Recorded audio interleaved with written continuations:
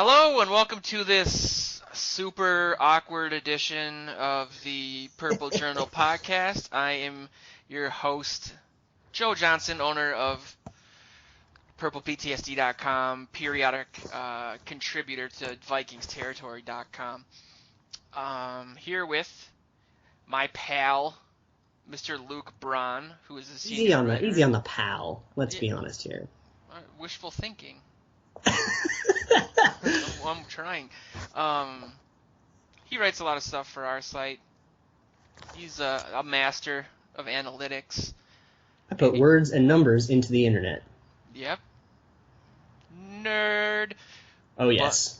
And we're also missing our third amigo in Joe Oberle.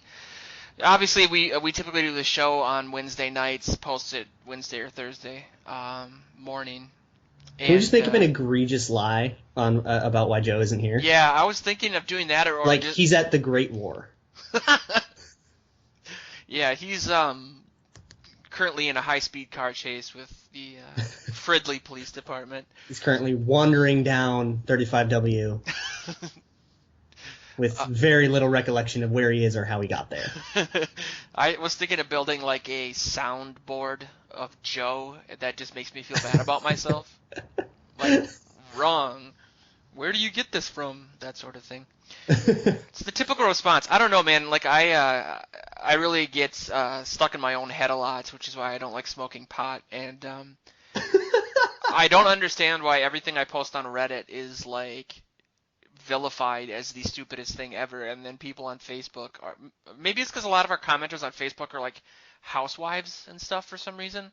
But it's Reddit... like... Everyone's like, hey, this is great. I agree. That would be cool. Like, specifically with my article about Russell Okun, which I admitted in the intro was hyperbolic to begin with, which was kind of the point of it. But it was more like, hey, I'm super excited that we're not going to be stuck with Khalil anymore. That was kind of, or we have the option not to. Yeah. And I kind of got a couple people that were like, dude, he's the same exact player as Khalil. He just gets hurt more on Reddit. And then other people on Facebook were like, I would like that, but that's going to be impossible because everyone's going to want him, and Denver wants to re-sign him. And I'm like, no, they don't. Yeah, the Reddit can be... They have their opinions on things and who's good and who's bad, and you can't really go against that right now. Yeah, it's... Like, unless it's something like... Like, if you went in and said we should keep Adrian Peterson, you'd get crucified, even if you had a good point. Yeah. That's just how Reddit is. Yeah, and it's kind of funny because we the show, the reason we're doing it on a Saturday is we initially were going to have the head moderator of the Vikings subreddit, Swamp Sparrow, come on the show, but there was some miscommunication per usual because I'm bad at life in general. That's true. But you know, I have a pretty awful reputation on Reddit just because I do a lot of what you just said, and I don't know. I mean, somebody just told me that they like how I write, but that it's clear that I have emotional problems. That's amazing. And I was like, okay, well, I can't argue because my website's called Purple PTSD, I guess. But it's solely because... On the NFL subreddit, I posted an article, and one of the comments was like, wait, there's a site called Purple Post-Traumatic Stress Disorder? That's the response we're going for. Yeah, I posted something on the NFL section about a week ago, and I got a 3-day ban because the thumbnail wasn't. They thought the thumbnail was a meme, I think. Oh. But story of my life. But anyway, you know, yeah. I mean, I don't know, man. I feel like this week was crazy with all the news, and there's a lot to talk about. I just can't. I like. Sometimes, especially with the website being switching over to a new format and being like a quote-unquote real website now and having a ton of problems because apparently when you pay a guy $100 to do a $5,000 job, it doesn't work that well. I can't imagine why. So I've been doing like these all-nighters like I'm in college again, even though I'm 32. So like I'm aging like Logan. And is that a movie reference to something I haven't seen? The new Wolverine movie. Where, like, yeah, I'm seeing that tomorrow. Are you? Me too. Crazy. Nice. I don't even know the story, so that went right over my head. Well, let's do some spoilers. Dude, I read the entire story. I know how it ends. I regret. Nice. I suck. I just couldn't wait. I have a buddy that worked on it. Name's in the credits. Really? Name drop. I won't What drop his name. do you know? He's a part of Post. There's a guy who I work with. I don't know if I told you about, but we're doing some video stuff for McDonald's Liquor, who is soon to probably be the sponsor of the podcast. But they're a client of mine, and I do their social media and their website and stuff like that. And I reached out to a guy I went to high school with who does video editing, and he's got a YouTube channel called Evil Ice Cream, and he just got like a 500,000. He finally got his first viral video. I don't know how it was his first one because he's got some really amazing stuff. Like, nice. He does special effects, and he was living in LA for a long time, but he's back in Minnesota. And I've been trying to see if we could do some TV commercials for local businesses because he has like all the equipment and he's really good at it. And he won the City Pages Award for the best music video director in the city or in the state last year. Wow. And so I've been using that as the selling point, right? Like, he won this award, and then he told me casually yesterday or the day before that he was part of a team nominated for the Oscar for Transformers 3 for special effects. And I was like, how is that not the opening line that we're using? Why are we talking about City Pages, man? Like, he's worked on Ant-Man and stuff, so it's a small world, I guess, because I'm sure that's kind of that's up your alley a little bit too. Yeah, that's really cool. Yeah, man. So I brought that up because he wants to work with us a little bit and maybe add some video to some of the podcast stuff that we're doing, or more do like a show where it's not necessarily like us pretending to be ESPN and sitting in front of a green screen, but more, showing visuals and non sequiturs and references and like cool stuff like that. So just put some graphics up. Yeah, man. So we're gonna be working towards that because nobody wants to see my face, but I think it would be a good idea. But anyway, yeah, like we said, man, it's been a crazy week. There's so much to talk about. I was saying that I pull all-nighters because I slept for like 12 hours and woke up and I felt like I time traveled. Like AP wasn't on the team anymore. Like, it's like suddenly the team of 2019. Yeah, like what the hell happened, man? Like where am I? I was so disoriented. Well, you're in the post-Adrian world. Well, not officially the post-Adrian world until he signs with someone else, but the world where Adrian will, for at least a short time, not be on the team. But he's still we're still one of the players in trying to re-sign him, but now we have to bid with everybody else. Do you think that's a genuine thing from Spielman saying that he wants him back on the team, or do you think that's just like lip service? Sure. So here's the problem with his option is if you wanted his option and you wanted him to like restructure and do another thing, then you have to start converting things into signing bonuses and doing all this stuff and making other things guarantees and everything like that. Not taking the option essentially just tears up that super problematic $18 million contract. Yeah. Unless you just got Adrian to agree to, oh no, I'll just accept less money, which is really hard for him to do when it's a percentage of a ridiculous number. Like to get him down to reasonable, which everybody says is like $4 or $5 million, that's 25% of his contract. So you now have to tell Adrian Peterson, hey, do you want to make a quarter of what you were making? Well, no, not without testing the market. Yeah. So now he's going to go test the market, see what he gets. It could be, another team pays him more, in which case he leaves, or we're still, one of the teams bidding. But now we're just one of the teams bidding on a free agent. Do you think that the market is as big as maybe Adrian Peterson assumes it's going to be? No. I wrote about this on the site. I just don't know how many teams want, a 32-year-old running back who, demands 20 to 25 carries a game to do, not so much because he's a ball hog, but that's how he's effective. He has to wear it on the defense and kind of have negative yardage, and then he busts a long run. He's not a 5 to 10 touch running back. Yeah, and he's not a get you 3 or 4 yards every time. He's get you 2 and then get you 1 and then get you 15. Yep. Totally. And that's not something you can do without fully committing to it. Yeah, exactly. And how many teams have an offense like that? There are a couple. Right.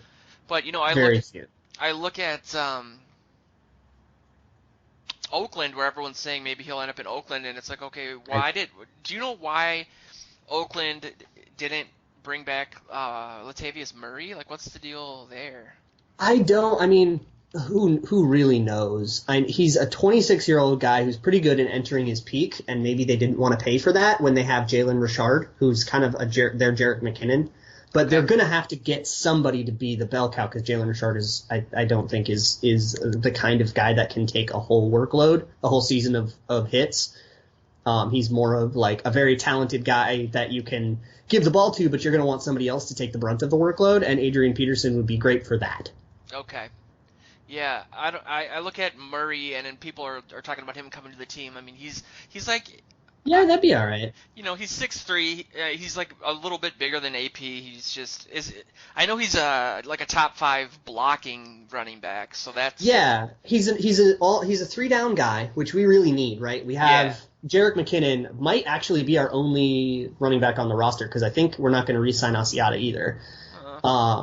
So we've got some other random like camp body dude, but he's not going to make the team. So we have basically Jerick McKinnon and nobody else right now. So Murray would be a nice 3-down guy that you can then use Jerick McKinnon to spell, and then every time Jerick McKinnon comes in, he's going to light the world on fire because that's how things work. Yes.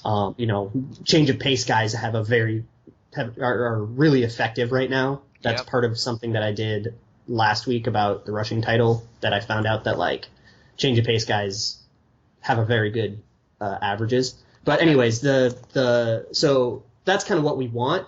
The problem, an argument against it, is that you could get a guy that is also a 3-down guy, somebody like Kareem Hunt is a name that's getting thrown around a lot for the Vikings in the draft for a fraction of the price, and there will be some level of quality drop-off because, Latavius Murray's pretty good, but the level of drop-off in quality will be a lot smaller than the money we would save. How expensive do you think Murray's going to be? I mean, is he the? I think he could command like 6-ish, 6 or 7, which would be pretty high. I know that like the running back market is weird right now because the 2 biggest contracts were Doug Martin, Jonathan Stewart, and Adrian Peterson, and all of them were like kind of busted up contracts, largely because of injury. But it's like teams I think are going to be really shy about running back spending in general, but it still make like $6-ish million a year. And that's not bad. I mean, they came out with the new salary cap numbers, and with AP off the books, that could inflate it right back up. We have what? I've seen 38 million, and then I've seen 40 million. I don't know what the number is. I think it's 40 something because 38 was before because we had 20 something before the cap and before Adrian Peterson. Now both those things happened. I'm actually gonna look that up. Okay, so that's. I mean, I do think that Joe, who is here but is completely passed out from drinking, so that's why he's not talking. He wrote an article about. He's in a cellar recovering. He wrote an article about Spielman. Essentially, Spielman came out with like a war plan typed on like really small font for some reason. It was like waving it around in front of the beat reporters, and it was almost like Trump holding up his signature or whatever. And I shouldn't say that. I love those memes. Me too. Except for I guess I don't know if you saw on our Facebook, but I had like a 4-day argument with somebody who was upset that Joe referenced Trump like innocuously, like it wasn't even a dig. Jesus. It's just like, leave Trump alone. He's doing a good job. It's like okay. Well, I love the ones where it like holds it up and it's like the Falcons blew a 25-point lead. It's just showing everybody. It's so great. But I guess Spielman, it said that they have like a 3-point plan, which I found was interesting because we obviously have a lot of cap space, and then it makes you think about some of the available offensive linemen that are out there. That I do think the offensive lineman market in free agency is better than it was last year. But I guess the plan is to draft, develop, and retain, which to me is like the exact opposite of what we've been doing. I mean, even in Joe's article, I know we had like a That's how he did the defense. Yeah. So he wants to do that with the offense, but that's like a long-term strategy, which is exactly. And I mean, and you have to get without a first-round pick, especially, you have to get lucky. You have to address the Matt Khalil situation. I think that outside of the plan, they're obviously going to make some moves in free agency, and I don't know what your thoughts are on kind of what you think the plan is there. In free agency? Yeah, or just in general. I mean, if he's saying draft, retain, or whatever, do you think that they're going to target offensive linemen in free agency or through the draft? I know that I think it's going to be a lot of both. Yeah, he said, and I don't know if he was saying this because he was getting close to getting rid of Adrian Peterson, so it was like a justification that he put out there. But and I think you agreed with this because you and I talked about this through text message. But Spielman also said that this is the best running back class that he's seen. I don't know if you meant ever or since he's had the power to draft people. I don't know about like ever or anything like that or historical context, but I know it's deep, and I know there's a lot of people that are getting talk of being good. It's kind of one of those things where if there's only so many teams that are going to draft a running back, right? Yep. So if there's only 3 teams are going to draft a running back in the first round, and there are 6 running backs that are good enough to be drafted theoretically in a first round, suddenly you now have 3 first-round guys that are falling into the second, and that kind of ripples backwards. So we could get a guy in the 4th, like Donta Freeman is somebody that's been like a 4th round. I've seen in mocks in the 4th round. I think that's actually or Donta Foreman? Or it's Foreman. I think that's who Arif had us taking. Yeah, I think it was too. In the 4th. And that's a guy that's better than a 4th round player. Totally. Who we would be getting at a 4th round value. So that's what a good running back class is. Like, there are classes like the quarterback class of 2011 had, Cam Newton and no one else. That's not a good quarterback class. A good class means a deep class. This is a bad quarterback class too this year. I think that's. I've heard so much debate on it. Yeah, I don't know. I'm just basing that on Cleveland, but that's not the best for credibility. Just because they're looking to trade the first pick or whatever, that doesn't mean that they necessarily are the best. I've heard not very good, and then I've heard underrated. I mean, I'm not a draft guy. Like, I can't really do the tape evaluation, and I'm like, I don't really have enough knowledge to like speak to it. So I really just can only regurgitate what other people say. Yep. But like people who have opinions that I trust are saying like, these are pretty good quarterbacks. There's no luck, there's nothing like that, so people aren't going to get excited, but there's a guy you could take in the middle of the first round and probably get good value out of, and there's a few of those. They'll probably get inflated up because you've got teams like the Browns and 49ers. The 49ers have 0 quarterbacks on their roster right now, which is hilarious. They must be they're the worst. I mean, Cleveland gets a lot of shit, but I think San Francisco's probably the worst run team in the NFL. They have the worst roster right now for sure. Like, they have the most work to do. Yeah, they blew up their team for pretty much no reason. They blew up Harbaugh, and then a bunch of people retired. Yep. And then they also blew up more people on top of it because it's like, well, I guess we just embraced the suck. But we got a new stadium. Why not crank out some money? Anyways, with the offensive line, oh yeah. I was just gonna say you had said that there's 3 running backs. Do you think 3 running backs will be taken in the first round? Oh, I was just making up numbers. Okay, because I know that they said that. But maybe I don't know.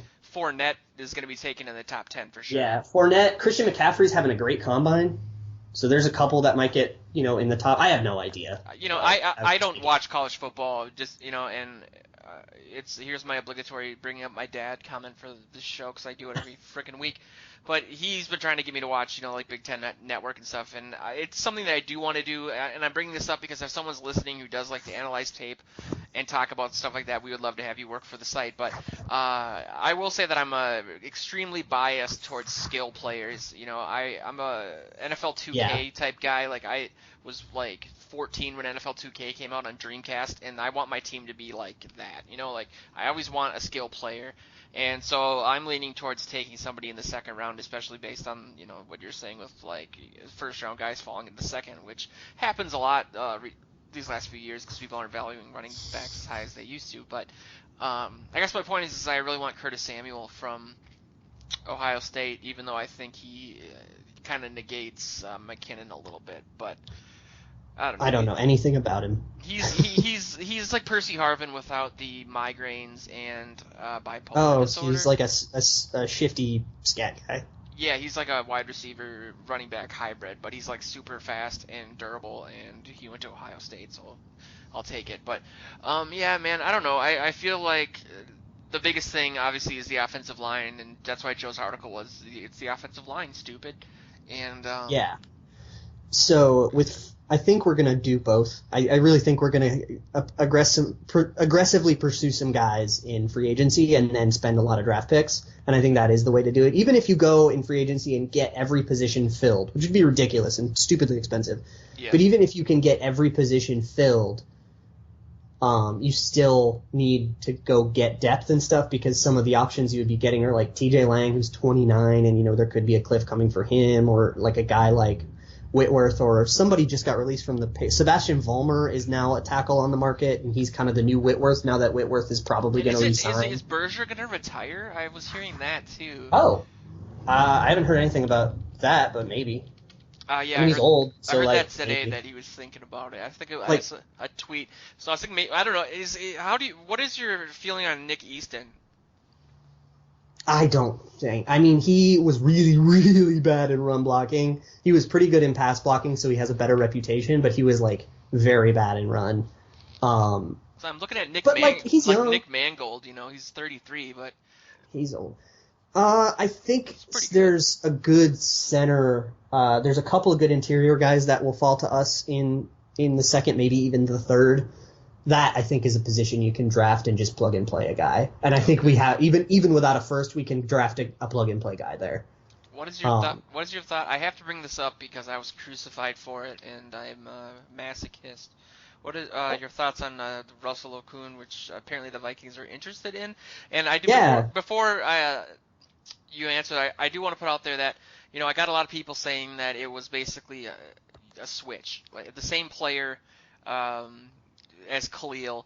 And my mindset in writing the article was, AJ Mansour, who writes for the site every week, was basically writing like a series of articles about how the Vikings are resigned to having Khalil as their left tackle, and there's really not a lot they can do. There's a few people that are like, yeah, I guess we just have to accept mediocrity, blah blah blah. Yep. And so my thought was, first of all, what's the logic of the Vikings? If it's true, if they're interested in him, why would they be if it's just the same difference? First of all. Second of all, I don't think I would argue that saying that Khalil is mediocre is kind of, you're being a little nice to the guy. I think that's based on things that he did as a rookie. I think he's been a liability for a while, not just because he was injured last season or anything, and nothing to do with that, but I just don't think he's reliable. And I think Okung's problem is he has had some injuries, but when he does play, he's a lot better than Khalil. I mean, if you look at the last I posted some ratings from Bleacher Report from 2015, and everyone's like, "Well, that was the past." I'm like, "Well, Khalil didn't play last season." Bleacher Report. I know, I'm kind of reaching, but just looking at like the description of both of them and what Okung can do in pass blocking, especially, he's supposedly one of the best pass blocking left tackles. He's not as good in the run. Yeah, but he's vulnerable to inside moves. So J.R. Reed is a guy on Twitter that I follow and respect a lot, and he's been posted to Reddit as a beat reporter a couple times, which is hilarious because he's just a draft dude. And, well, he's a tape dude, and he's really smart, and I respect his opinions. He did some Okung GIF work, and basically... Who does he write for? He writes for Viking Age, I believe. Okay, he was on Barstool before they went defunct and then moved to Viking Age. Okay. But he's awesome, and his analysis of Okung was largely positive. Said like he's an okay guy. He's inconsistent, but less inconsistent than Khalil. Because when Khalil had a good play, he would destroy someone. It's just that he had bad plays too often. Okung is similar, but has bad plays less often. Yeah. He's vulnerable to inside moves, which sucks. But that's not the worst thing in the world. If you can get other guys around him that, like, if you can make it so if Okung ends up being the worst guy on the line, we're in good shape. Totally. I mean, I think him playing next to Boone would be nice. I think the same about Khalil too, though. I mean, they're close, but I would rather have Okung. Yeah, me too. And my article was hyperbolic, and I said that, but it was more. I just want to. I feel like the Khalil pick has been not a disaster, but close to it for the team. I mean, it was such a... It could have not have gone worse for how sure of a thing he was. Exactly. I mean, I don't know what happened. I have a theory that he just doesn't want to play football, or he doesn't want to be a left tackle. I feel like he wants to be a tight end, right? Yeah. Exactly. He wanted to be a tight end, and his dad was like, "No deal, man." And I think that's why he likes to run block more, because he gets to go out and run and hit people. As opposed to pass blocking. He's small. His natural weight's like 290. That's because he got pneumonia and he lost all that weight, and then he thought he would be healthy. And his agent says he's at 315 right now, and has not met with the Vikings. They're not going to keep him. I really don't think they're going to keep him.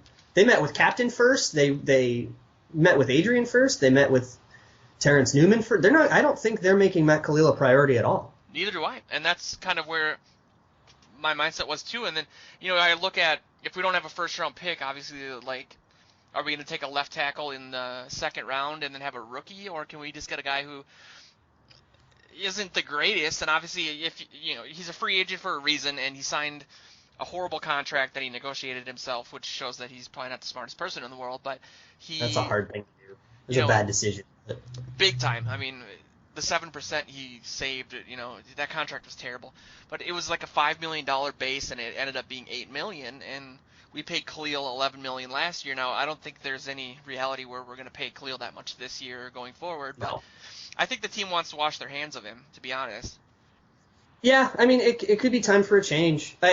If Okung is just the same player, but Khalil is injured way more than Okung was. He just always played through it to the detriment of the team. Thank you. That's exactly what I said on Reddit. Somebody was like, well, Yeah. Okung got hurt a lot, and so did Khalil, but he played through it. And I said, but when he did, he was horrible. It's bad, yeah. Khalil is injured about as much as Sharif Floyd. Yeah, and And I find it amazing that people give Khalil more credit just because he ill-advised played through it all. Yeah, and coming off a hip injury from being a guy that still is a big dude and is in that position and has to use his hips a lot, that's a bad thing too. So, no, I don't know, man. I mean, I could have probably journalistically written it differently, but that's not my style. I like to show the my controversy is fine. Show my excitement and junk, but... And if people are disagreeing with the things you said, that's okay. That's part of writing an article. I like yes, it. Continue to if I posted a piece today, and if people really think it's dumb, call me out, tell me. Well, I'm into it. The funnest things, I mean, it's for you. I think it comes off more. There's no emotion in some of I read the debates you have on Twitter, and there's never your mom sucks response. It's always numbers and pats on the back and stuff like that. And I think people interpret my responses as emotional, like I'm being defensive. But I just like to talk about my point of view, and I like to talk about football. That's why I have a website. So I welcome comments. I love comments. That's why I want a message board. I mean, it's fun for me. And that's, you can hear in the background, that's Joe. They found the Icon walking down 35W. They found him. Oh my God, they found him. But yeah, man, I think I don't know. I think it's just exciting that we don't have to look forward to a season with Khalil at left tackle. I mean, that was just such a wet blanket for me when it came to rebuilding the line. It was like, what? It doesn't matter what we do, because even when Khalil has a good game, he always gives up one awful. He gets blown by at the end of the game. But whatever. But yeah, I mean, we touched on AP, but we really kind of ended up going into a different direction. We got distracted. Yeah. So AP is not. So he's not going to have his option picked up. He will become a free agent. He will be bid on. I think I like Tampa. That's what Vegas likes. But on the other hand, they did just get really burned on a big Doug Martin contract. So if not Tampa, I would go with Oakland. Those are my two teams. I don't think he's coming back. I think they're open to it, but I don't think that we will win the bidding war. No way he goes to Green Bay. No, that's not their thing. I mean, their blockbuster signing last year was Jared freaking Cook. Yeah. That's not Green Bay's thing. Exactly. Isn't Ted Thompson an anti-free agent type of dude? I tweeted earlier this week that Ted Thompson is what Red McCombs could have been if Red McCombs had an all-time great at quarterback. Aaron Rodgers plus Red McCombs is what Ted Thompson is. Yeah, well, he had Randy Moss and still blew it. We got rid of Randy Moss. God damn it, Red McCombs. I hate Red McCombs. He owns car dealerships down in Houston or whatever, and he had a bunch of billboards where it was he put his supposed office phone number on the billboard, call Red, and they'll ask you could talk directly to Red McCombs about a car or whatever. So I used to drink a lot of alcohol and call that number and just leave him these voice messages, and I actually got a call back that was stop calling you. It was awesome. But yeah, that would be a nightmare if you went to Green Bay. I don't know. Oh, really? I wouldn't be that mad. Because I don't like him as a person, and now I can freely root against him. Yeah, I mean, I don't I'm not going to root for him if he goes to Oakland or Tampa. I don't want him to be successful. Screw that guy. It's different than, for me, I got NFL Sunday ticket. I bought Moss Raiders jersey, like I followed him around. It's different with AP for lots of different reasons. I think it would be poetic justice if he did go to the Packers and then, like, in the NFC Championship, fumbled away the game. I would love that more than anything. But the thing that would be a true reverse Favre. Yeah, and for me, and bringing up Favre, the only reason I would say it would be a nightmare just because the Packers fans would use it as some sort of additional gas on the fire. And I've actually talked to a couple Packers fans. They're like, "We're gonna go to the Super Bowl with AP next season in your stadium," and it's like, oh god.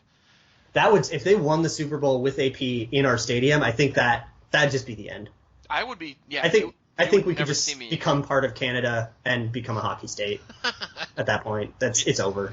Yeah, dude, that would be bad. But I don't know, man. I'm surprised that I don't know. Maybe I'm just looking at what other, like, I have like Karl Malone and Gary Payton in mind or something. But I felt like AP was going to try to go to a contender, and Tampa is a young team and they've shown flashes, but that seems to me to be more of like a weather move, like. Yeah, there's a tie there. He was connected there. Part of it is because he was connected there during his last little contract standoff, and that's because Leslie Frazier was there. He really liked Leslie and didn't like that Leslie Frazier was fired.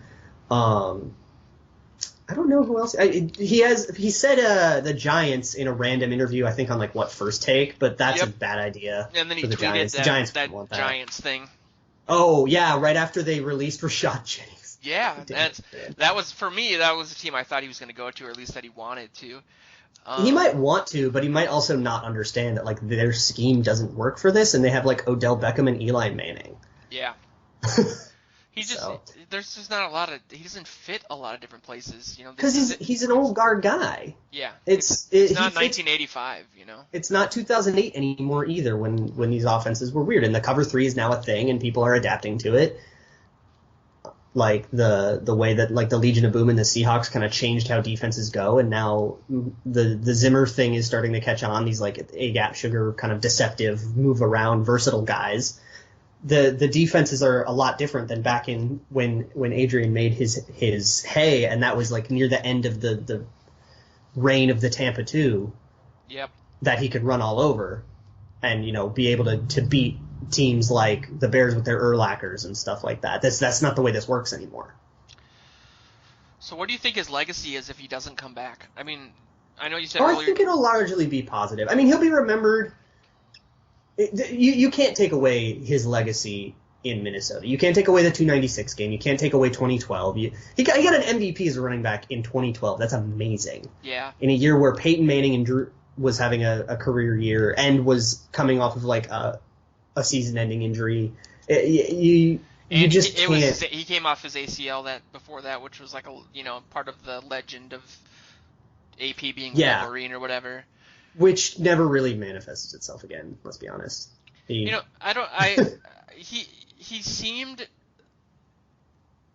in 2015, I mean, he wasn't as AP as he used to be.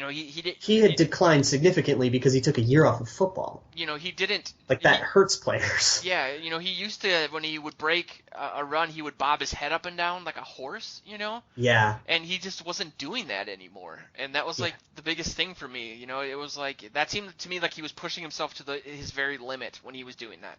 And I don't know if he just doesn't have that gear anymore. I assume he doesn't.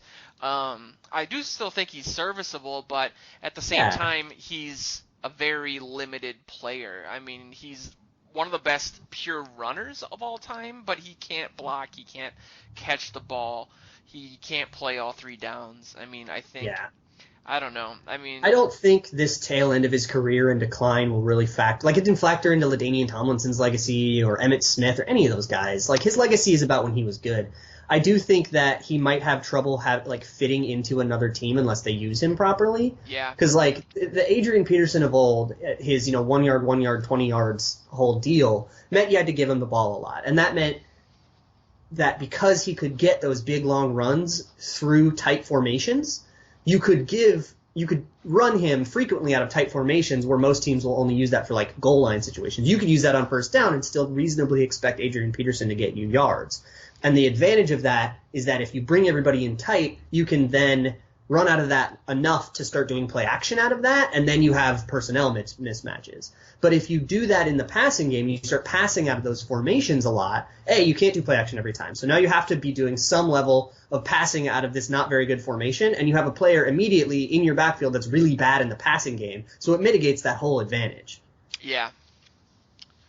Good point. That's really where, and now if he's not going to be the dynamic, best ever downhill runner that he was coming off of a meniscus injury with his age and everything, like you can't reasonably expect that to affect him none.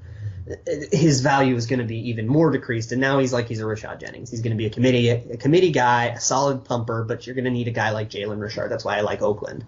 That's a good 1-2. That's a solid 1-2 punch, and he's going to go rush for 1,000 or so yards and have a nice season. And people are going to be like, well, he would have been worth $8 million, but he wouldn't have been. He wouldn't have been unless he got multiple rushing titles or carried us to the playoffs again, and that's just not going to happen anymore.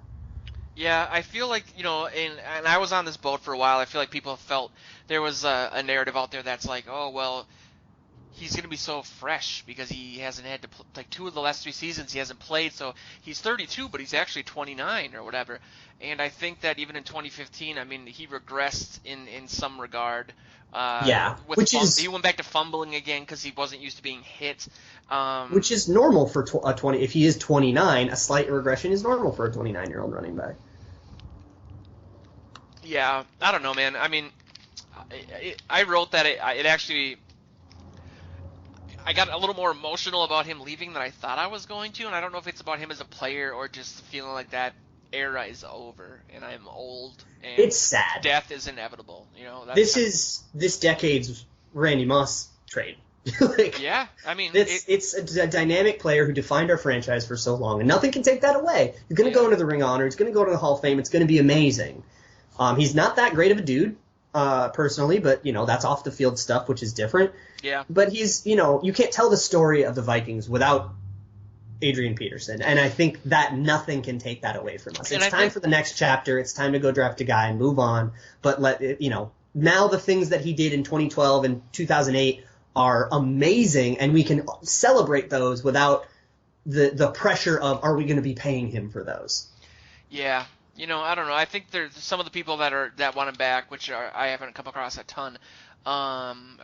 There's some on Twitter. The story of Peterson has always been, outside of Favre, he's never had a quarterback, and I think people just wanted to see him with Bradford, and that's why they want him back a little bit. And I do understand that, and I do feel that. I don't like putting bad blockers with Bradford.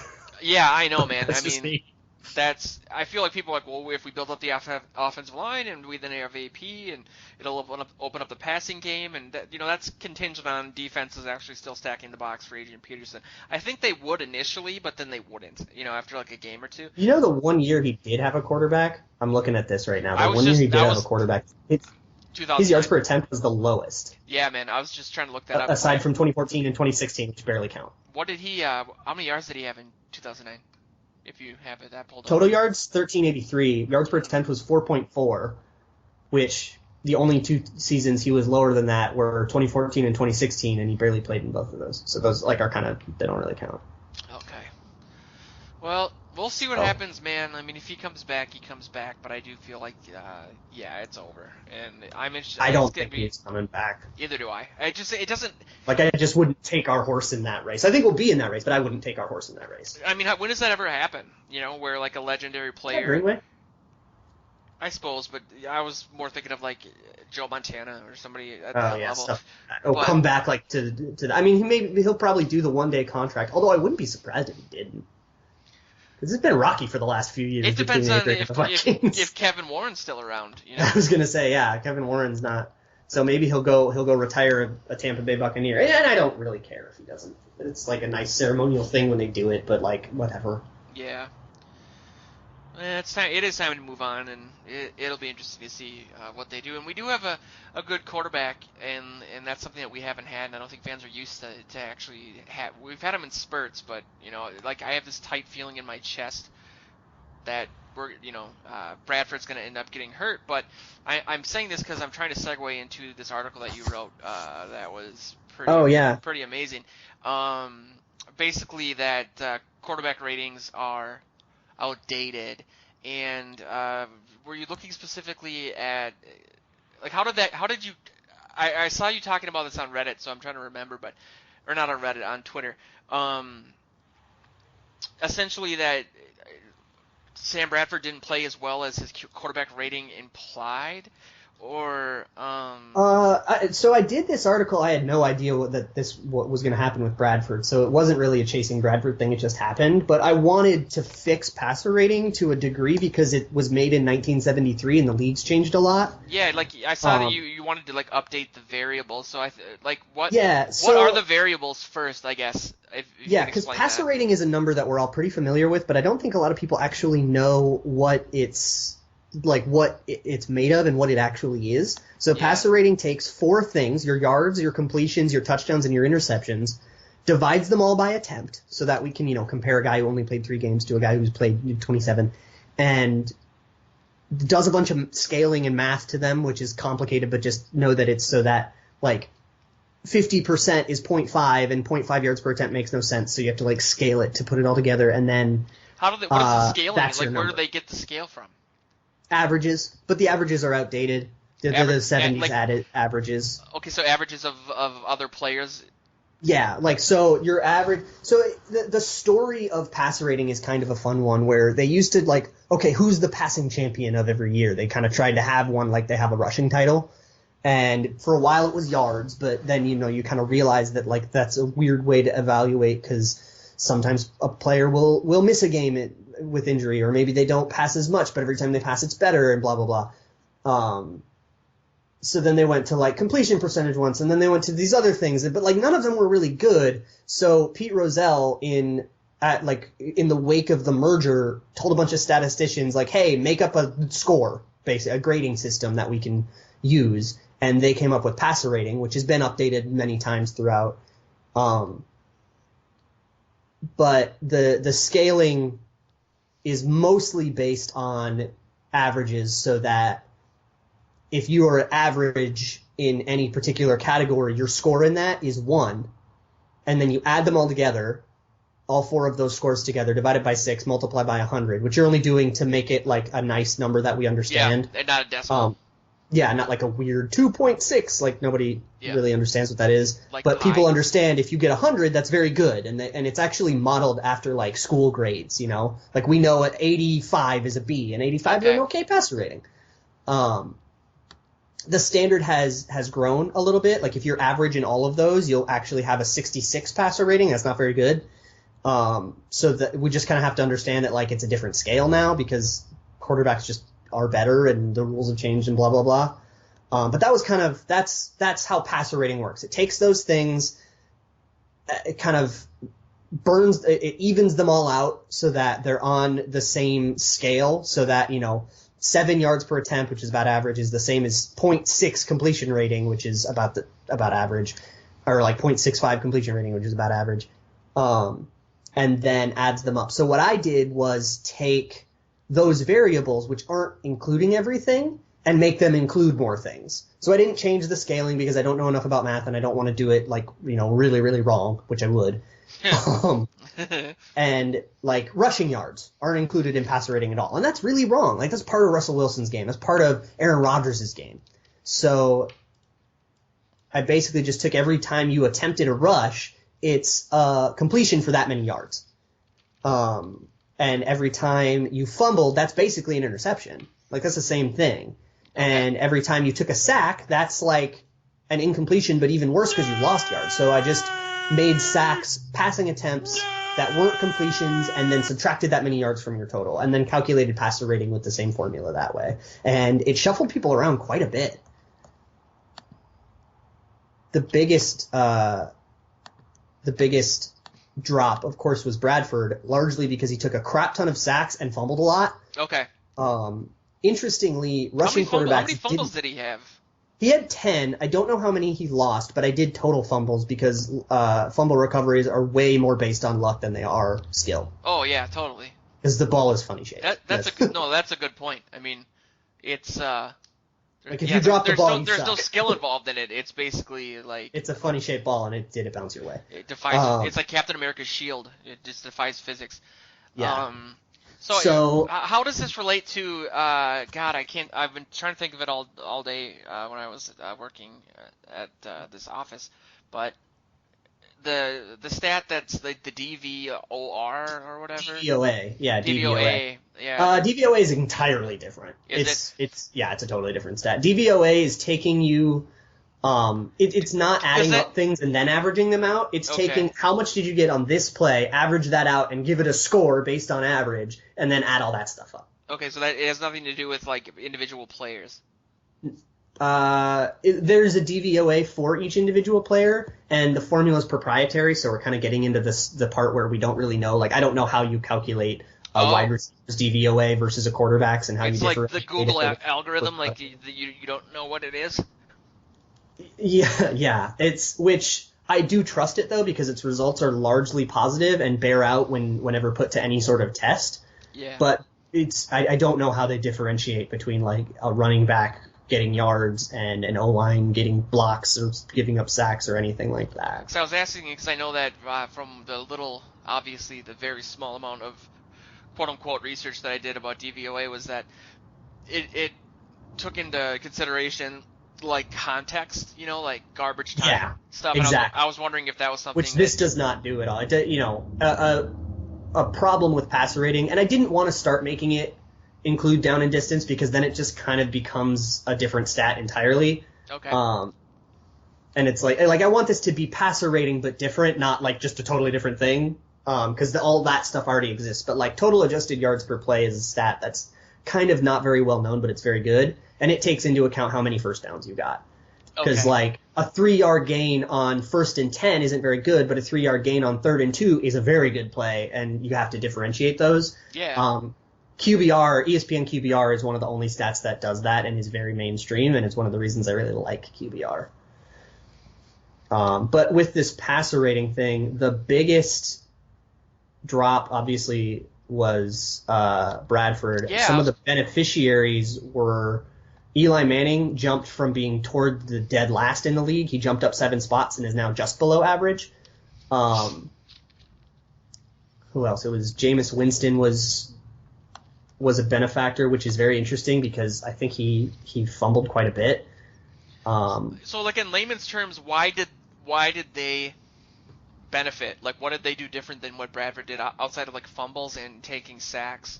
So the things I added to passer rating, because really that's all I did. I didn't change any of the math. I just started including more things that happened. Yeah. But the things I included were fumbles, sacks, and rushing yards.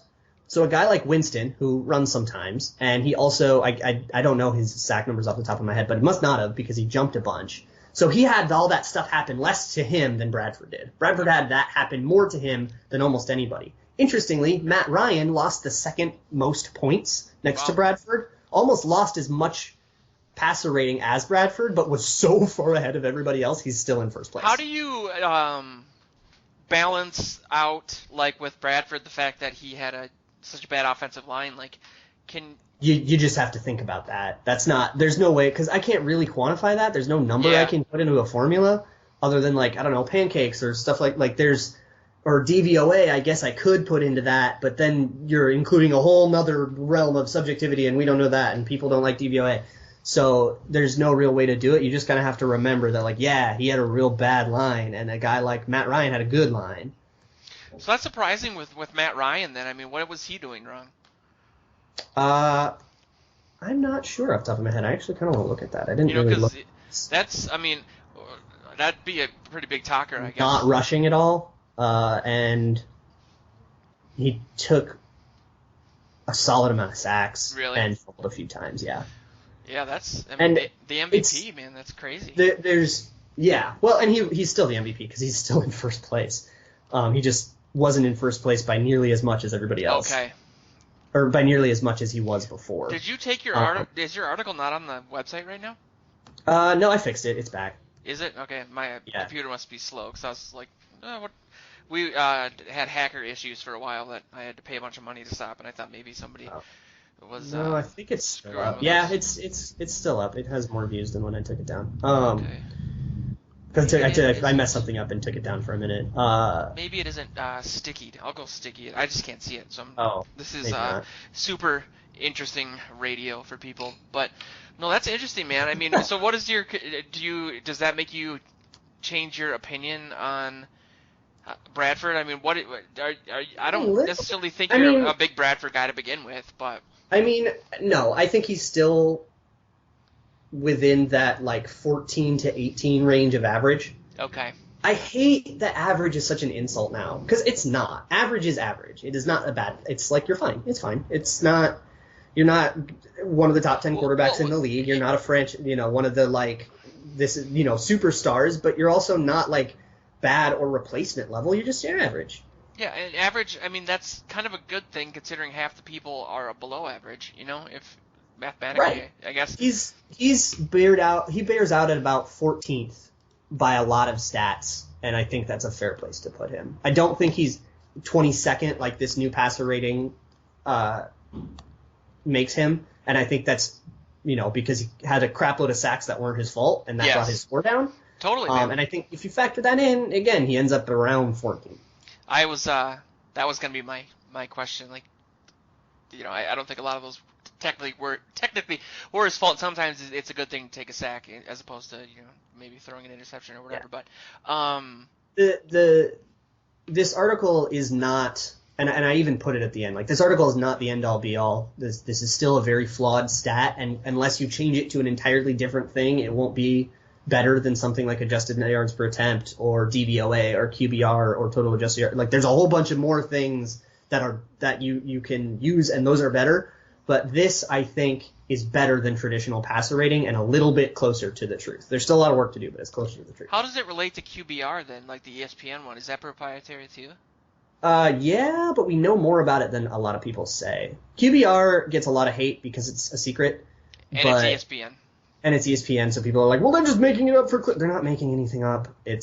We know largely what goes into it. We just don't know the weighting really, and somebody reverse engineered it and got close, and there's nothing fishy going on in this stat. But we know that it takes – so it does the same thing as DVOA, where it looks at every individual play and then scores it, but it also takes into account, like, was there pressure on the play, and what was the down and distance? DVOA doesn't do that. Man, they must have like an army of interns, like, watching tape. They have a whole department of ESPN stats and information. And then they watch it, and there's some subjectivity in terms of, like, was it a pressure, but a lot less than what people think. Like, you can really, if you define a pressure as a defender getting by, like, a defender moving the quarterback off his spot, which is the traditional line in the sand drawn of whether or not it's a pressure, that's almost always cut and dry. Yeah. I mean, the few times it's ambiguous aren't enough to mess. It's almost impossible to quantify the entire game of football. Is kind of the point, and that's the goal of all of these things. That's the eternal struggle. Yep, it's trying to get closer and closer to doing it, and it just reminds me. This is a complete weird tangent, but I was gonna post on the website last night.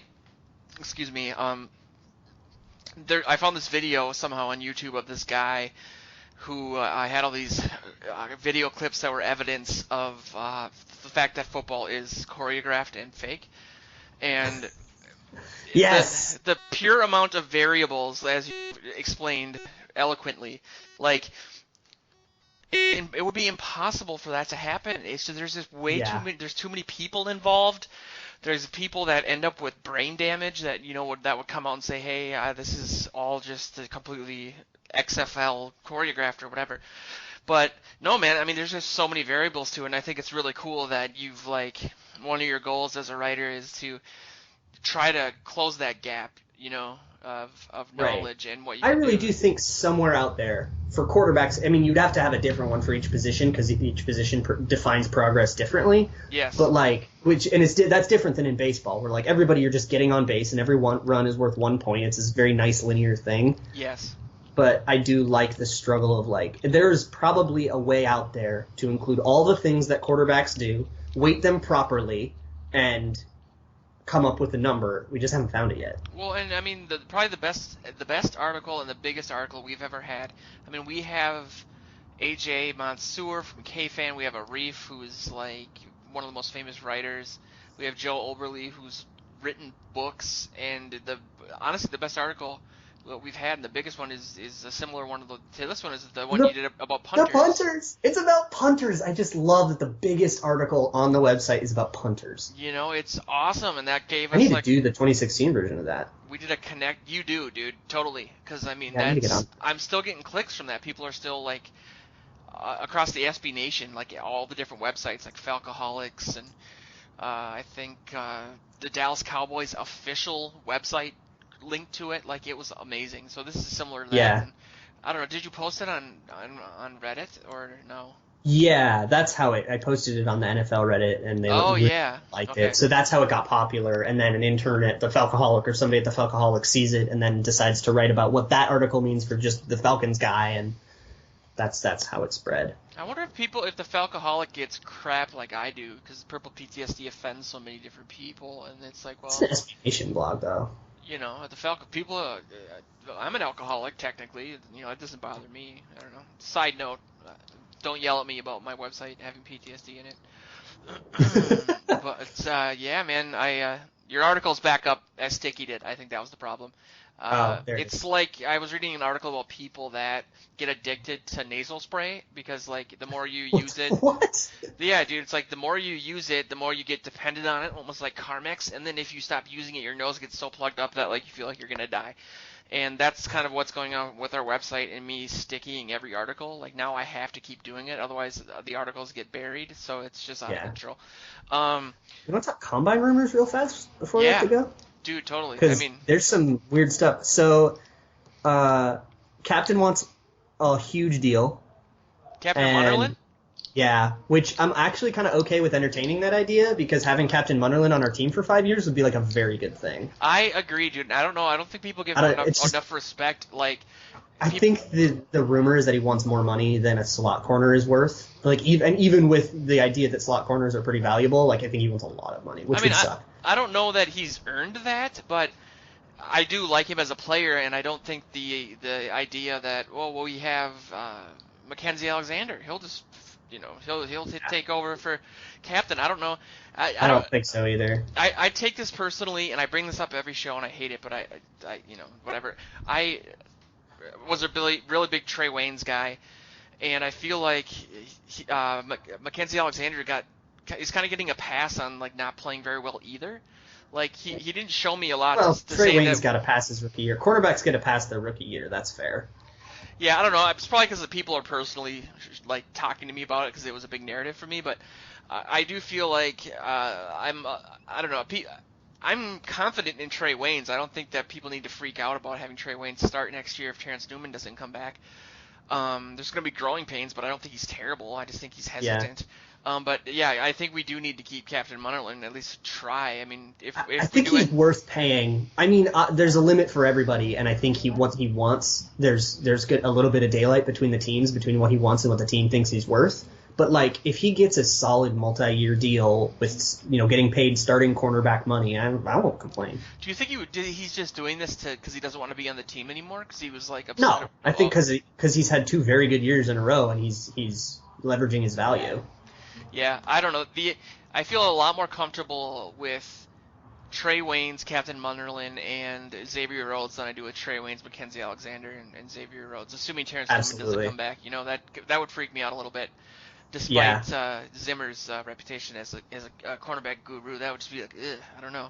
Especially in our division, man. Yeah. So there's other combine stuff. Spielman had the presser that Joe wrote about with his, you know, R.I.P. Joe. Sharif Floyd.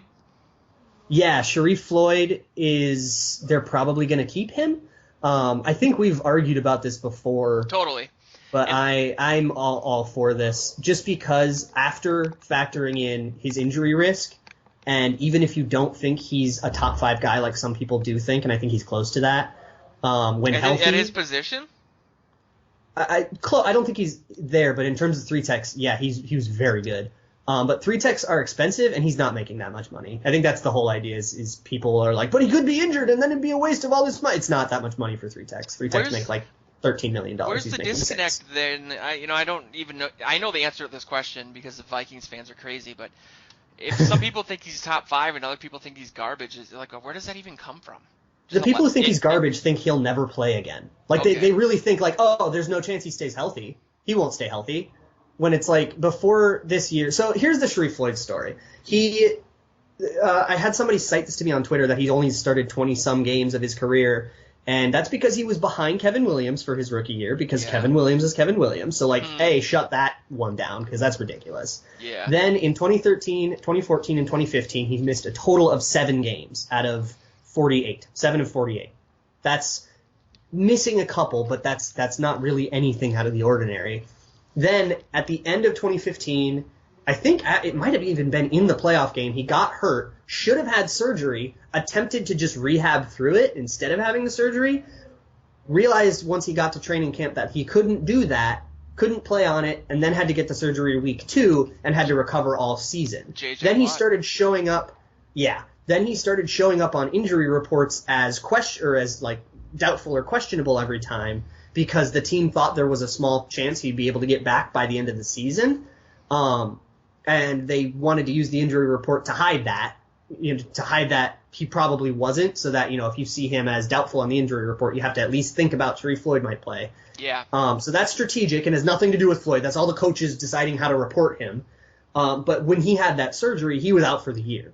So he really should have had surgery and messed up that decision, but that's not being injury prone. That's making a dumb choice. He can be criticized for that, but that's not going to happen again unless he gets hurt again, decides not to have surgery again, and it's like that. Those things aren't going to happen. Well, and the narrative I keep hearing is that Zimmer doesn't like him because he doesn't play through injury, but that doesn't make sense considering. Because, would you rather have him be a Matt Khalil at that? Screw that. Totally, man, and that's exactly what I was Zimmer thinking. doesn't like him because he tried to rehab through and was very not smart about his injury. Yeah. And that's a fair thing to be annoyed by, but assuming that translates into he'll never play again, that's not where people aren't thinking. And, I look at this and it reminds me of, and I shouldn't quote comments from random people on the internet, but I spend so much time on the website that it's all I can think of, but after the faux mutiny during the Packers game, people were saying, cut Xavier Rhodes, and it's it reminds me of the Floyd thing, because it's why are we creating more need when we don't need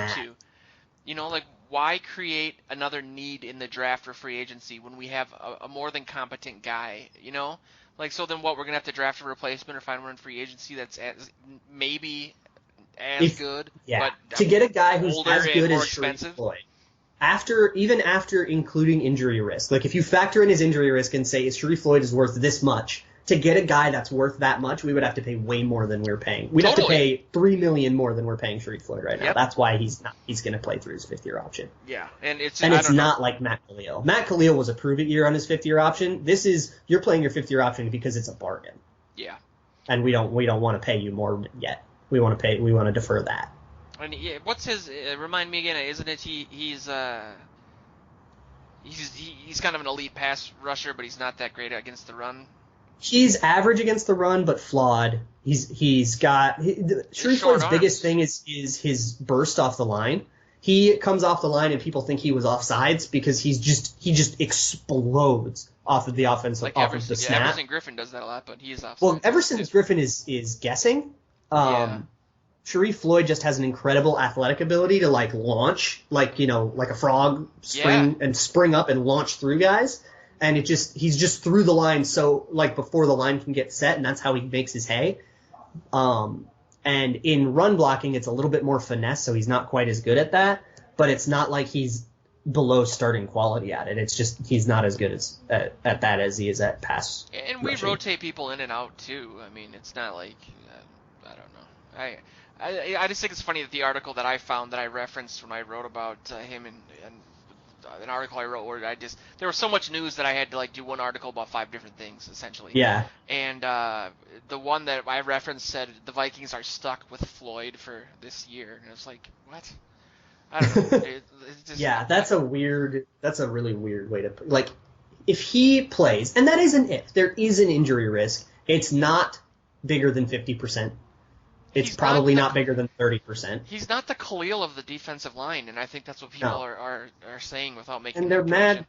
Yeah, and they remembered him missing a couple games in 2015 near the end, and we missed him, and they remember that. And then they're really mad because now he didn't play a whole year. And it's like, well, you missed games, and then you missed games, and then they look it up, and they're like, you missed games in all the years. What's up? It's like, well, you missed 2 every time. Like, it's normal. Yeah, I don't know. I like Floyd. I mean, I think he was a good pick, and I just, like I said, man, I don't see the point of adding more need. And he was supposed to be like a top 5, top 10 guy. We got him in the 20s. Yeah, he's obviously very talented and still in his physical prime at least. So why screw things up when you don't need to? I think that's like such a Minnesota sports thing to do. Yeah, but we're mad. We want someone to blame. I think I've talked about this before, but this season was very frustrating and it made everybody mad. Like, it's more frustrating if we came out and after Teddy went down and Bradford was a total bust of it, and we came out 4-12. We'd be frustrated, but it'd be understandable but like we came out and had hope, and then it fell apart and we got mad. And when you're mad, you want to get rid of you want to find something to blame. Really, It's injuries and luck. And if you take an objective look at the season, the biggest culprit is injuries, and you can't really make an argument against that. But you can't say, well, let's just not get injured next year, because you don't know. Yeah. So you have to find something to blame. And then you go, well, it was the offensive line, so fire Sperano and get rid of the guy, and Spielman can't build. And then it was this, and it was Sharif Floyd, so get rid of him. There's a bad thing. There's a cancer. Get rid of it. Yep. And they want to get rid of all the bad things that made them mad, because they think, if you do that, then everything will be hunky-dory. But really, you're just making a worse team that's exactly as prone to bad injury luck. Totally. It's so counterintuitive that it boggles my mind. I mean, there is, and the reason I bring up they're not thinking through it. If they did, they'd realize. But they're just, it's. I don't like this person. Get him off. Yep. This is why everybody said cut Cordero Patterson for so many years. Yeah, man, and I feel like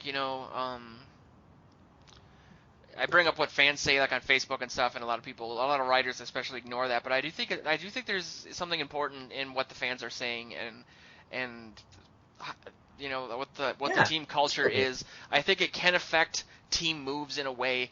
I don't think like a GM would get rid of a beloved player, but if he feels that like half the fans would be okay with it, they'll do it. I'm going back to Randy Moss, as I always do, but yeah, it's just there's a lot of counterintuitive crap going on. And speaking of Patterson, I mean, he obviously, him and Thielen, that's something that's got kind of pushed to the wayside this week just with all the news, but I don't know kind of where they're at with their contracts either. With Thielen? Thielen or Patterson. The rumor about Thielen, I think this came out today, is that they're going to put a second-round tender on him, which is probably the best choice. So, do you know how the RFA system works, or should I explain that for people who don't? Yeah, you should. So, there's 3 options with a restricted free agent for a quote tender, which means you can put a certain value of a draft pick on that person. That decides what his contract will be, and other teams can pay more than that, and then you get a chance to match them. So, we put a second-round tender on Adam Thielen, or the rumor is that we're going to. And so that means that his contract will be 1 year, $2.8 million. So another team can come along and say, well, we want him for $4 million, and we're going to offer him a $4 million contract. And before Thielen accepts, the Vikings get a chance to say, well, no, he's actually worth that to us too, so we're going to match. And now Thielen gets 1 year, $4 million. It's like the right of first refusal, I think. Right. And if we don't match, then we get that team's second-round pick in return for Adam Thielen, and it's like a trade. Okay. So there are 3 options. You can do a first round, a second round, or original round, which is all the same thing.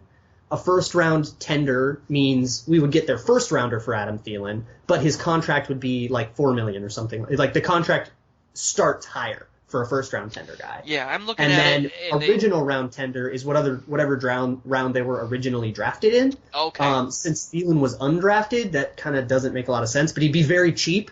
And it would just be a match deal, but if we lose him, we wouldn't get a draft pick. Yeah, I'm looking at the 2013 numbers, and I think it was like $2.9 million for a first round, $2.1 million for a second round. I think Thielen's worth a lot more than that, to be honest. Yeah, this is a great deal if nobody wants to try and outbid us for him. Thielen for $2.8 million is a bargain. That's penny on the dollar. That would be, to be honest, that kind of scares me if somebody would do that and give up a second rounder for him. We would have to draft another wide receiver. with that. Yes. With that So second round pick, we would have to. Or there are a few guys out in free agency. Again, I'm biased towards skilled. I'm biased towards skilled players. I mean, Brandon Marshall's 33, but he's available. That would be kind of fun. Alshon Jeffrey's available, even though he. We could get both of them and then become the Bears. Jeffrey would be the big guy. There's he just gets some hurt other guys all the out time, there. man. Like soft tissue injuries, but he's like a beast.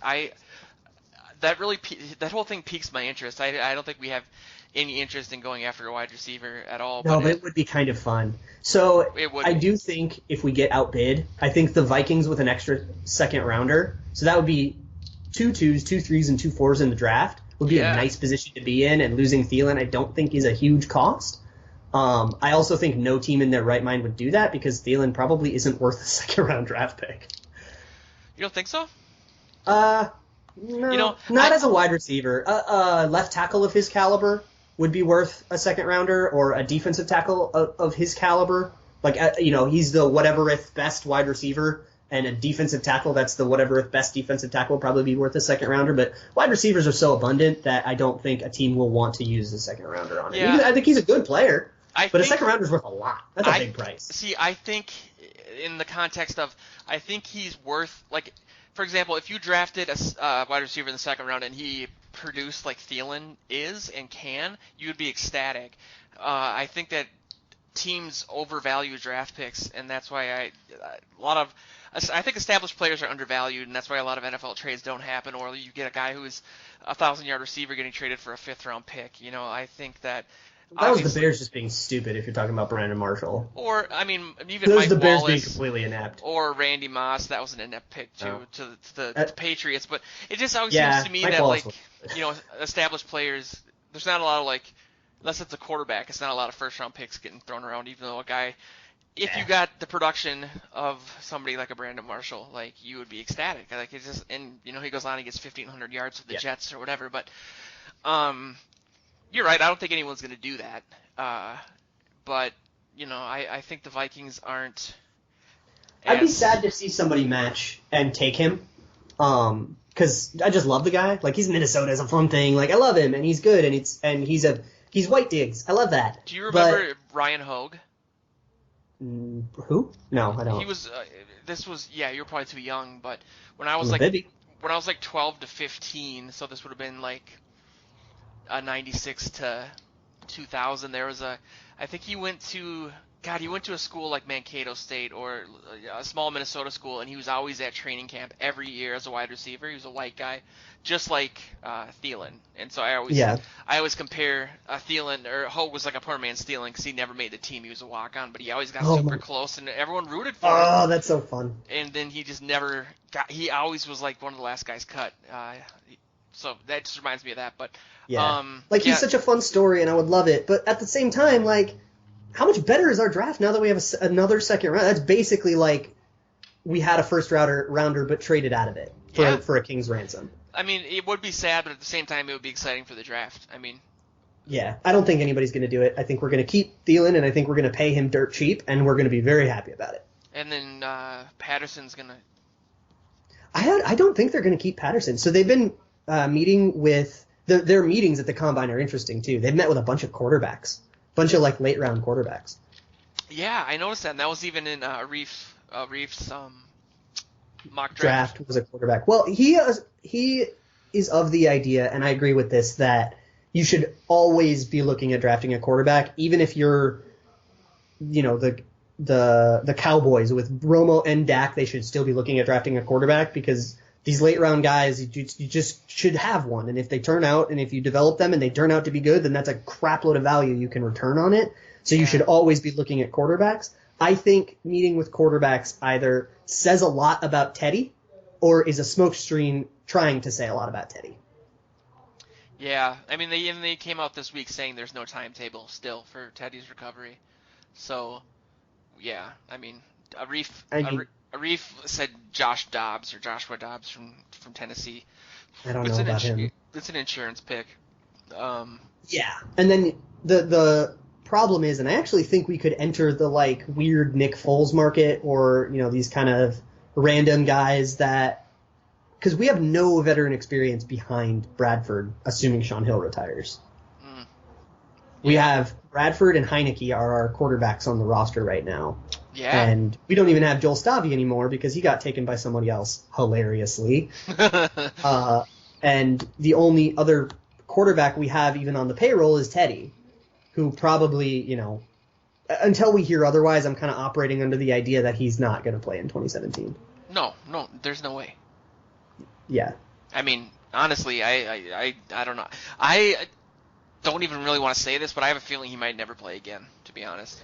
I don't buy that. And I also, you know, the guys like JR who claim to have access to information about Teddy, and a couple people who claim to have access to information about Teddy have seen him, you know, throwing and seen him working out, and they see him, you know, he posts on Instagram. He's not like crippled anymore. He's not on crutches or anything. It's just it's a matter of getting back into shape. And that will probably take more time than you know, we have to hope that he plays in 2017. You know, but by 2018 he'll be back in shape. I think that's going to be what happens. I just feel like he might come back and then take one hit to his leg and it'll just be over. You know, maybe. Like I don't feel like that's an injury where and maybe it's because I'm projecting because I broke my foot and ankle, like 6 bones and the tendons around like the same week that Teddy got injured. And, yeah, that's amazing. Like I can't. My foot is not the same, even though it's been like 5.5 months since my surgery. Like, it just isn't, and I'm pretty sure it's never gonna be the same again. Like I'm probably, you know, I'm like 6'3", 250 pounds, so my feet are like hooves. They're too small for my body, and Jesus. You can interpret that as much into as many things as you want to, but I don't want to. Please do. Let's pause. No, thank you. Think about it. You know, I have to sit down to pee. I just feel like maybe it's just, you know, that's such a devastating injury that, like, especially with the way his body is built, I just have a but you know, we do have Bradford, and you're right though. I mean, and the odds of Bradford, who has an injury history himself, getting through another season without getting injured in some way, like, we got to keep Sean Hill, I guess is my point. Well, Sean Hill might retire. I don't think that's up to us. That's part of why I agree with like going out and getting like a Nick Foles or somebody who can limp us through. Here's the deal with Bradford's injury history. Their ligaments, which I believe they were in either leg. Like, I don't think he's torn the same ligament twice, which actually has a lower risk of re-injury than you think. It's just insane that he tore both. That's just freak luck. Isn't that what Jake Long did? I thought Jake Long did the same thing. He tore one of them twice, and then with us he tore an entirely different ligament.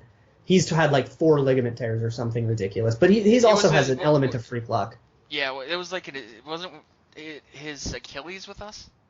Yeah, he tore his Achilles, which he had never torn before. So that has nothing to do with his injury history either. Like, I want that to be known that Jake Long's injury with us has nothing to do with his previous injuries, and we were just that unlucky.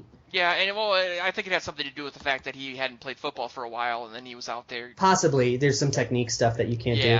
God, it would have been awesome if he worked out, man. That would have been so cool because he was playing well. He was, dude, and like I have this just like hope that maybe he'll not retire. And he's 0-4 with the Vikings. It was during our losing streak, though. It didn't matter. Yeah, he was coming on, though. It was like... He was. I remember we did a show back then, and I said, this could be the best addition by subtraction team ever. I remember that. If we did what AJ's doing right now, which is the preposterous statement tournament is starting on KFan, that would be on there, for sure. If anyone listened. But... I don't know, man. Yeah, that kind of scares me. I do think they need to draft a quarterback. Yeah, I mean, having a backup is still important because even though his ligament injury risk, and it's, you know, he's 2 years removed from those have healed. So his injury risk is probably closer to normal, but that's still an injury. Like, every quarterback has an injury risk. So you probably want to have a guy, unless you truly believe Taylor Heineke can, you know, limp you through the things, and they might, and that would be okay. He just has to not put his foot through any more damn doors. Holy crap. That's a pretty good... well, he had to be drunk. He says he wasn't, but he had to be, right? I mean, otherwise, to be honest, like, I know that he doesn't want people to think he has a drinking problem, but if you're saying that your sober logic was to do that, and you're supposed to be a quarterback who runs an offense, that like those two things aren't congruent to me. Yeah. But anyway, I think that's it for Combine news. They haven't. We've heard nothing from Cordero Patterson's team, Yeah. which is worrisome. We might lose him. that would suck. I don't know. I like Cordero. Like Cordero to San Diego would make a lot of sense. George Stewart's now running special teams over there. Yeah. And they need a kick returner bad. You know, like I just typed Cordero Patterson into Google News, and like everything is. The most recent stuff is he takes part in a bad joke telling viral video. Oh, and now it says the Falcons want him. So, according to the Falcons wire from 2 days ago, they're looking to get him. So, he might not be a guy we retain. I did look. We have $36 million is the number after the cap increase and after Adrian and everything. That was close. 38 million. Yeah. So if we lose Cordero, like that might just be a guy we can't afford to re-sign with all the just to allow us to be aggressive in free agency with the offensive line. That just might be an unfortunate thing that needs to happen. That would suck, but like I get it. Couldn't they put a tender on him? Like. He's not a restricted free agent. Oh, he's he unrestricted because we didn't pick up his option either. If we picked up his fifth round or his fifth year option, he'd be in the same boat as Sharif Floyd and Xavier Rhodes right now. Okay, well,